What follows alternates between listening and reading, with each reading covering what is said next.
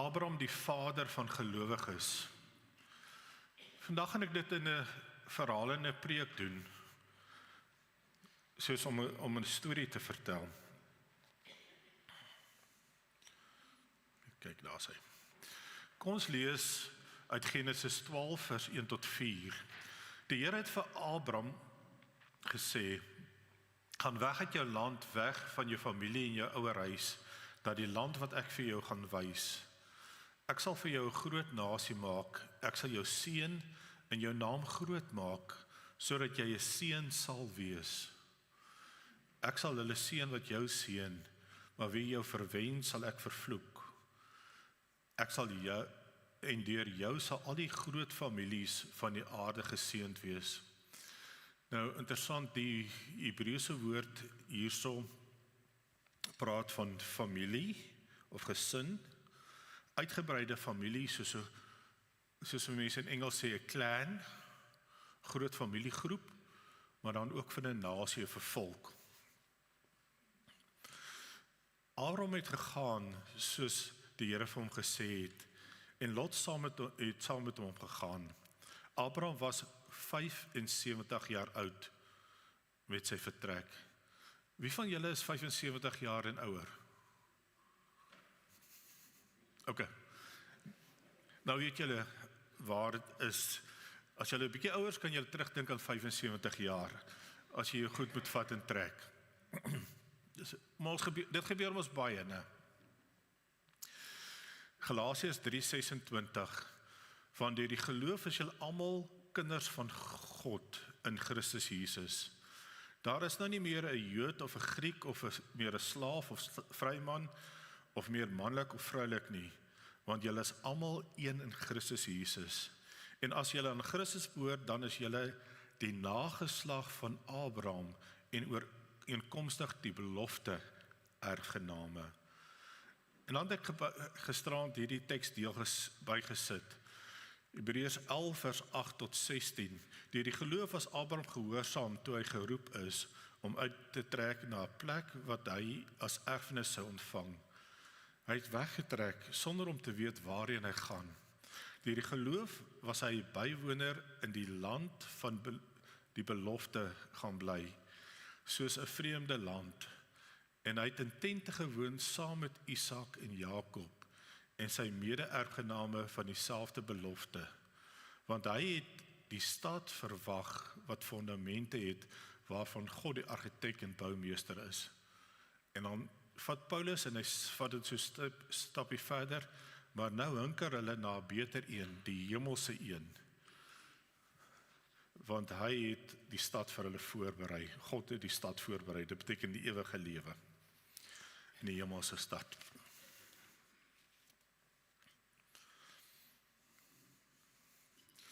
Vir my was dit altyd lekker, en ek wil jou uitnooi om bietjie te kom sit en te luister.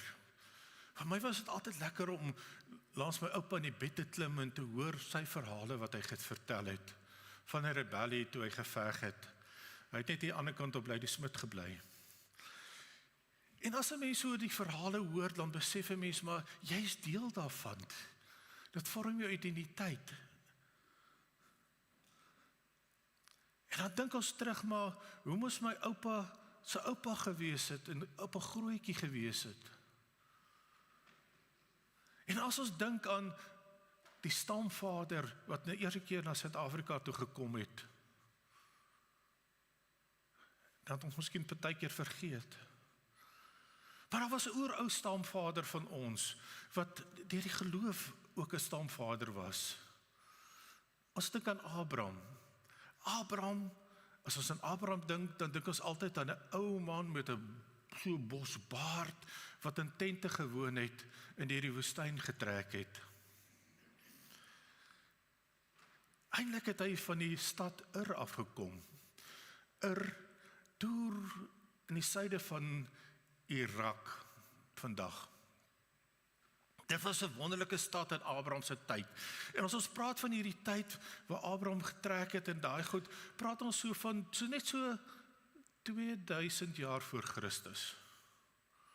So 100 jaar hierdie kant of 100 jaar daai kant, ons is nie 100% seker nie. En ek kan ook nie mooi terug onthou hoe lang terug dit was nie. Maar kom ons sê 4000 jaar terug. Het hy in hierdie wonderlike stad gebly waar hulle met songebakte stene gebou het. Huise wat dubbel verdiepings uit, met rioolstelsels en alles. Waar hulle geskrif, spykerskrif gehad het, en dis in die Babyloniese ryk, deel van die Babyloniese ryk gewees. En nie dit nie, en elke huis het so 'n binnejaartjie gehad waar die kinders lekker kon speel. Met baie handel, want dit is 'n hawe daar een kant, en baie ryk mense, en goudsmede, en mense wat geweef het, en mense wat verkoop het. En om daai stad te bly, het jy geweet, ek bly in Ur. Die beste, die grootste. En hy het 'n biblioteek ook gehad.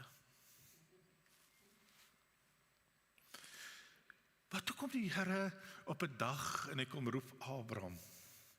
Maar baie interessant is, as jy mooi gaan kyk na Abraham, Sarah en Milka, sy dogter, dan klink dit daai name amper soos die songod sin, vir daai groot tempel was wat jy gesien het. Sy vrou en sy kind. So daarom kan ons aflei dat Abraham 'n totale ongelowige was. En hy ontmoet die Here in hierdie omstandighede waar die Here vir hom sê, Abraham, vat jou goed en trek. Trek weg. Trek weg van jou familie, die stad en die land en alles wat vir jou kosbaar is. En gewoon vir die res van jou lewe in 'n tent. En in daai tyd die warm son in die woestyngebied, die reën, die sneeu, die koue, in 'n tent nadat hy in 'n ryk omgewing was in 'n huis. En Abraham berei die les van sy lewe. En daarom kan julle sien, as jy mens mooi gaan kyk, daar is land hier is Irak, en daar is die seetjie waar die oorlog nou is, met Iran daai kant, het hy so opgetrek na Haran, en daar die Here hom geroep, en toe het hy so afgetrek. En as jy maar kyk, hy het so 2000 kilometer getrek te voet, of met diere en al daai goed. Al langs die riviere af, nie kortpad nie, want die kortpad is deur die woestyn. En die Here sê, gaan weg. Abraham vra nie, waartoe Here, geef my padkaart, wys my eers waar ek gaan eindig, want ek wil daai sekerheid hê, ek wil weet dat ek nie uitgevang gaan word, of nee, gaan. En Abraham antwoord, met 'n kort sinnetjie wat hy doen, hy vat sy goed en trek. Maar as ons praat oor roeping, dan besef ons maar, hierdie gedeelte sê nie hoe Abraham geroep is nie. Het jy ook gewonder? Al wat staan, Abraham het die Here hoor sê. En maar hoe roep die Here mense? Partykeer net deur 'n gedagteverandering in jou kop, wat jy besef, jy het God so nodig. Ander keer 'n stem, wat jy in jou eie verstand hoor, of in jou eie kop hoor, en jy praat met die Here. Partykeer 'n visioen of 'n droom, soos Paulus. En ons besef dat God eintlik ons almal roep op verskillende maniere. Maar wanneer God ons roep, dan verander ons lewe heeltemal. Ek het verlede Saterdag met my broer gepraat. In graad 2 het hy die aand in sy bed gelê en 'n verskriklike pyn in sy maag gevoel. En al wat hy kon onthou is wat hy in die sonneskool geleer het, spreek Here, want die diensknegt luister. En hy het net dit gesê, en ewe skielik was sy maagpyn weg. Miskien was jy op 'n kamp. God roep almal op verskillende maniere, maar wanneer God betrokke raak in jou lewe, verander jou lewe permanent. En so het Abraham se lewe ook permanent verander. Ek wonder, wat sal jy doen en wat ek sal doen as ons net op 75-jarige ouderdom gesê word, ag, pak jou goed, trek uit jou lekker warm huis uit, met al die geriewe, toiletgeriewe en klim in 'n tent en as jy nood het, gaan soek die naaste bossie.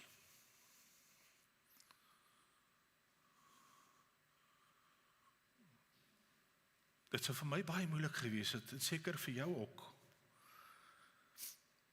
Maar Abraham het net gegaan. Hy het net gegaan.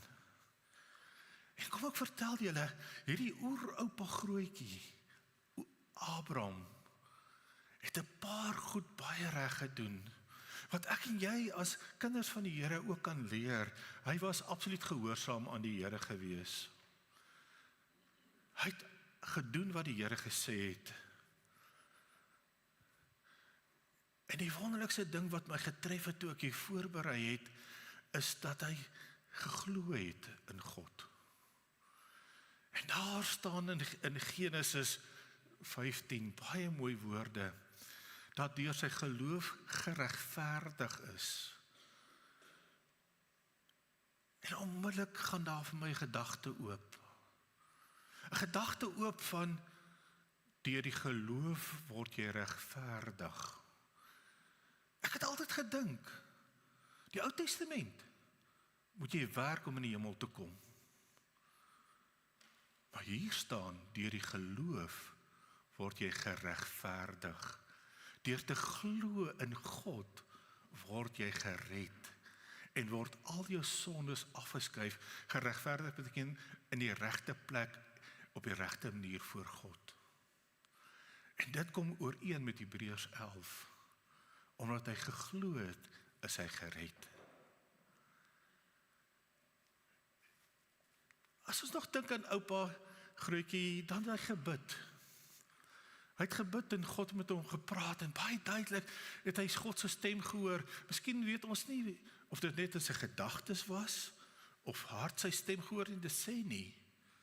God werk baie keer verskillende mense. Maar as God jou roep, los hy jou nooit weer alleen nie. Hy praat met jou en jy kan in gebed praat. En een van die onbaatsigtigste gebede van Abraham was, op 'n grootjie Abraham, was hy vir Sodom en Gomorra gebid het. Daai stede waar alles verkeerd gegaan het. Ons sien ons ook baie keer oor die nuus, hoe is hulle die slegste stad om in te wees is. Ek het gisteraand gesien, party mense sê dis Johannesburg, maar dis definitief George nie. George is 'n lieflike plek. En hy bid vir Sodom en Gomorra. Hy sê, Here, as daar 50 mense is, wat se lewe reg is voor U. Daar was nie. Here, nog 5 minder, 45. En nog minder, tot 5. En dat was die laaste keer, en daar was nie 5 nie. Maar wat 'n voorreg is dit om met die Here te praat, in die Here se stem te hoor, en in daai diep verhouding met die Here te gesels. Dit is waarvoor ons gelowiges leef. En daarom is hy Vader van gelowiges, want hy het sy godsdiens, hy het vir ons geleer, ons kan leer by hom. En dan die verbond. Verbond is 'n moeilike woord, want dit beteken waar jy met God of God met jou 'n belofte sluit, is 'n verbond. En God sê vir hom, Abraham, jy gaan baie groot nageslag hê. En hy gee vir hom net een kind, want God sê, ek gee vir jou net Isak. Dit klink mos half snaaks. Maar dit was so. Hy het vir Isak gekry. En dan hierdie wonderlike belofte wat God gemaak het. Ek sal jou seën, Abraham, ek sal by jou wees. Maar ek gaan nie net by jou wees nie, ek gaan jou God wees van jou en jou nageslag en al die geslagte.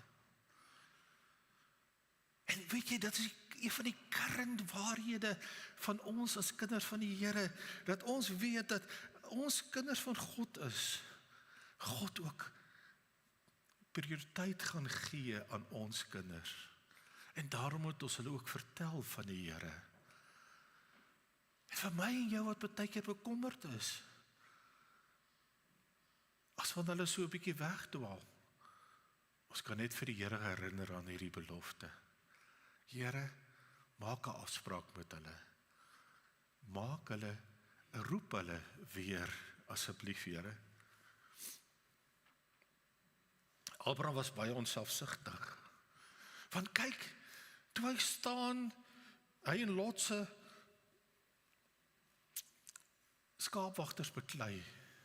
Want hulle het so groot geword, dat die skape die mekaar en die bokke en die kamele die mekaar geword het, by een drinkplek, het hy net dood eenvoudig gaan sê, luister Lot, kom ons staan hier, en hierdie kant was daar die vallei van Jordanië, baie ryk landbougrond, nat grond, wonderlike grond, wat altyd water het, en die ander kant was die Negev woestyn. Hy sê, Lot, kies, wat wil jy gaan? As jy regs gaan of links gaan, ek sal dan die ander kant toe gaan. En Lot, maak baie keer soos ons maak. As ons iets sien, dan wil ons die grootste stukkie vleis of die grootste stukkie koek hê. En hy gryp, hy sê, ek gaan na die ryk gedeelte toe, wat Sodom en Gomorra is. En hy verkies die Negev woestyn, en die Here sê vir hom daarna, weet jy, ek het vir jou gesê, ek gaan jou seën. So ver as jy gaan trek in hierdie gebied, so ver jy kan sien, sal die land van jou nageslag wees. Ek en jy moet weet, baie keer is daar keuses wat ons seer maak, of baie keer 'n moeiliker pad wat ons loop, maar die Here seën ons. En wat gebeur toe? Lot kies vir Sodom en Gomorra, hy bly by Sodom. En ewe skielik, daai verkeerde stad, daar waar dit alles verkeerd doen en al daai goed. Maar wat gebeur? 4 konings kom, en hulle wen 5 van die konings rondom Sodom en Gomorra. Terloops, as jy 'n stad gehad het, het jy nie 'n burgemeester gehad nie, jy het 'n koning gehad in daai tyd. En Lot bly in Sodom, en Lot word gevang, en Abraham hoor sy broer, sy eie bloed, is ontvoer. En hy vat 318 van sy manne. Onthou, as jy net kan dink, Abraham en sy slawe en al die mans wat in sy onder hom was 318 mans wat kon veg. Dan moet jy geweet het, Abraham was ryk. En hy verslaan. En hy bring vir Lot hulle terug. En die koning van Sodom is so bly, hy sê, ek sal vir jou al hierdie oorlogsbuit gee, en hy sê, nee. En hoor hy versekering van die Here se voorsiening, en die Here se seën. Hy sê, nee, ek wil eers 'n sandaaltjie van jou hê nie, want dan sal jy as koning sê, ek het Abraham ryk gemaak. En dit dien nie die Here nie, die Here eerste. Baie loyaal en nederig. En as ons lees, dan het Abraham God gedien, hy het offerplekke gemaak, waar hy God aanbid het. Vandag het ons kerke waar ons God aanbid, ons kon ook enige plek, en hy het self 10% van al dit gegee. Maar ons dink, as ons nou luister, Abraham was hierdie dapper superheld, wat alles net reg doen. Maar hy het nie. Hy was bang. Ons leef in 'n baie wrede tyd as nou. Hy het 2 keer gelieg. Wat het my pa gesê, of my oupa gesê, of, nee, nou jok ek, nee. Ons kinders, as die een vir die ander nie gejok het, ek en die boeties en sussie, jy jok soos 'n bok, en lieg soos 'n vlieg.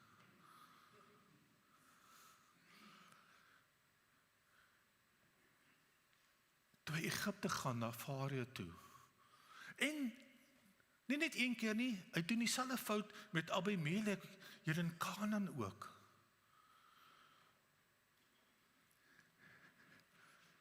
Hy het 'n baie mooi vrou gehad, Sara. En in daai tyd was dit wreed. As die koning 'n mooi vrou gesien het, kan hy die koning daai vrou vir hom vat. Al wat hy doen, hy maak nie die mannetjie dood.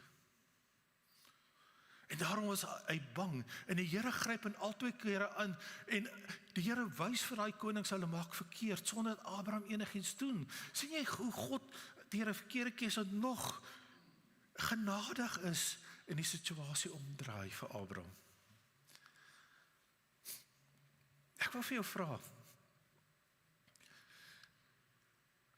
75 jaar oud, jy hoor jy gaan 'n kind hê. 5 jaar gaan verby, nog geen kinders nie. Sara raak ouer. Ek weet nie of sy met kiddies al geloop het of wat ook al nie. Ons weet nie. 10 jaar, 15 jaar,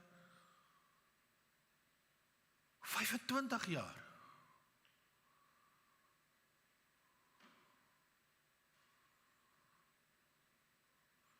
Sou jy nie ook ingegryp het en besluit, kom ek vat maar 'n ander vrou, 'n slaaf vrou en maak haar die ma van my kind nie?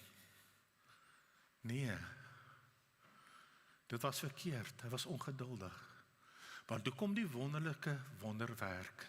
Iets onmoontlik, Abraham was 100 jaar oud en Sara 90 jaar oud, toe Isak gebore is. En weet jy,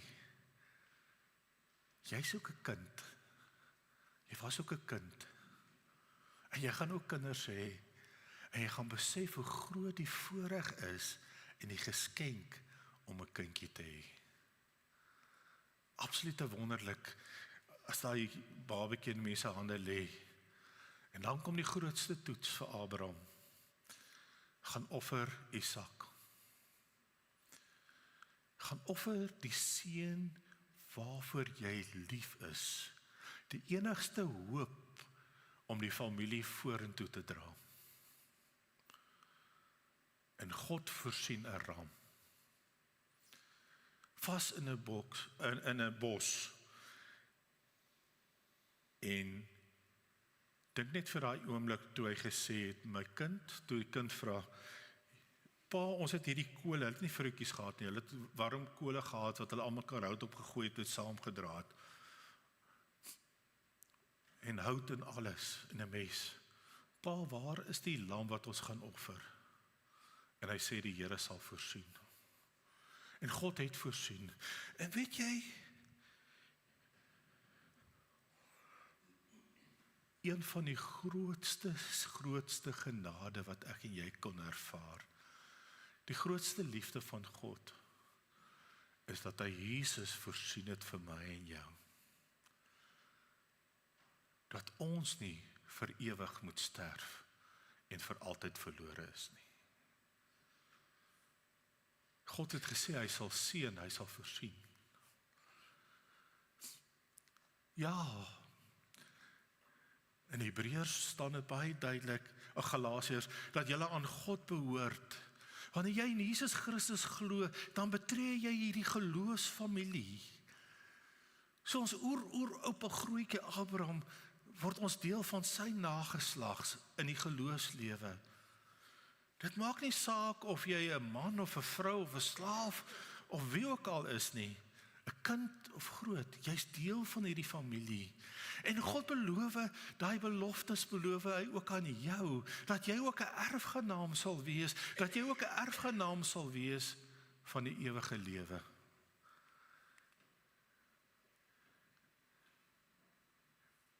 En dit sê Hebreërs 11 vers 10, as jy glo, Abraham, en weet wat is interessantheid? Hy het nooit permanent in Kanaan gebly nie. het altyd getrek. Maar sy nageslag het die belofte gekry. En almal, waar hy in 'n huis was, mooi huis in 'n pragtige stad, het die Here ook voorsien dat hy vandag in die hemelse stad, in die hemel bly, op vaste fondamente. So ook vir my en jou, elkeen wat glo in die Here. Net so gou saam sê, God roep gewone mense soos ek en jy, met ons foute, al is ons bang en baie keer ongeduldig. Glo. Abraham het nie gesien waartoe hy gegaan nie, hy het ook nie verstaan nie, hy het net gesê, ja Here, ek gaan, en hy was gehoorsaam. Onthou jy Abraham wat gewag het, 25 jaar? Dis nie verlore tyd nie. Dis net 'n tyd wat jy saam met die Here leer om afhanklik van die Here te bly. En God voorsien altyd en hou sy beloftes. Hy behou die belofte en hy beloof ook, hy sal jou seën en hy sal die wat jou seën ook seën. En ek sal die God wees van jou en jou nageslag. Gaan vertel dit. Gaan vertel wat Jesus Christus gedoen het. En wat God gebeur het. En God gemaak het vir my en jou. Bid, dien en praat met God. Want in sy liefde het hy eers na jou toe gekom om jou te roep. Kom ons bid saam. Here, baie dankie dat U God is en dat U die verskil in ons lewens kom maak het. Ons eer U en aanbid U en loof en prys U daarvoor. Dankie dat ons ook deel kan wees van 'n geestelike nageslag van Abraham en al sy beloftes ook waar is vir ons. Ek bid Here dat U ons kinders, ons kleinkinders en agterkleinkinders sal seën. Selfs vir ons kinders of kleinkinders wat nog nie gebore is nie. En dankie dat U die pad gestap het met elke voorouder van ons. Aan U alle eer. Amen.